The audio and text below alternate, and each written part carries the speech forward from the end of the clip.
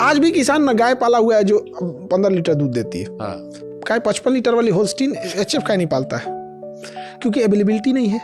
Availability नहीं। और दूसरा क्या है कि वो बीमार पड़ती है तो बचता बहुत, मतलब बचाना थोड़ा वो हो जाता है। रीजन क्या है कि उनकी संख्या कम है। संख्या कम होने की वजह से उनकी दवाइयाँ भी कम है, उनके डॉक्टर्स भी कम है। लेकिन जब धीरे धीरे बढ़ेगा तो उनकी अब कोई किसान एक गाय रखा है, उसको 15 लीटर दूध दे रहा है, कोई 55 लीटर दे रहा है, ऑब्वियस बात है फ़ायदा होगा उसको। अब मोटा आदमी हो या दुबला आदमी हो, खाना में बहुत ज़्यादा का अंतर नहीं होता है, 20-25% का अंतर आएगा। अब ऐसा नहीं है कि हम मान के चलिए हम 8 रोटी खाते हैं तो ऐसा नहीं है कि 40 खाते हैं। हमको आप मोटा क्या कह रहे हैं डायरेक्टली? हमसे तुलना में ठीक लग रहा है। तो उससे क्या मतलब है? आप बॉडी शेयरिंग कर कितने केजी के होंगे आप? कितने भी केजी खो, हम टीवी बताएंगे बेटे कितने वो भी आपके साथ। हम कितने केजी के? मतलब आप होंगे 50, 60, 62, 65, 70, 83। तब कहाँ बनता है महाराज? बाहर का खाना नहीं ना खाए। लेकिन इसको आजकल मॉडर्न डे में इसको बॉडी शेमिंग कहते हैं। अब तो हमारे पहले था मोटा पतला गोंदू कल्लू, अब कहते हैं बॉडी शेमिंग कर रहे हो। हाँ, अच्छा, ये भी सब बदल गया। पहले हम लोग छोटे जब थे तब कुछ बोल दो। हाँ, लेकिन हालांकि मोटापा ठीक नहीं होता है, अच्छी चीज नहीं होती। ये निमंत्रण है चीजों के लिए। मतलब जिस तरह इनडायरेक्टली हम फिर कह रहे हैं, हम अपने आप दोबारा से हमको फिर कह साबित कर रहे हैं। आपको नहीं कह रहे हम, पूरी इस चीजों को कह रहे हैं यहाँ पे। मतलब वो चीजें कहीं से भी ठीक नहीं होती वो।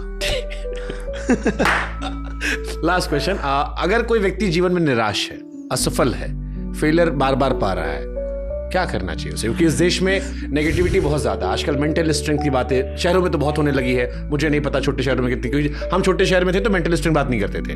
बड़े शहरों में आके बहुत सुना है। बट ये है कि डिप्रेशन, एंजाइटी, जॉब ना लगना या पढ़ाई में नंबर ना आना, सपना पूरा ना होना, हालात से परेशान होना, अगर ये नकारात्मक ख्याल है, इंसान क्या करे?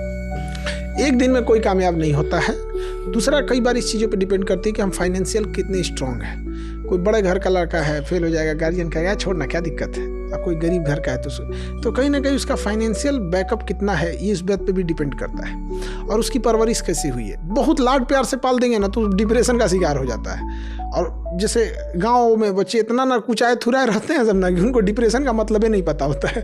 सही में उन्हें पता ही नहीं है। हम लोग तो कई टाइम समझ में आते डिप्रेशन होता कैसा है। अभी नया नया ब्याह हुआ है ना, कुछ दिन बाद बताएंगे। डरा रहे हैं हमको आप।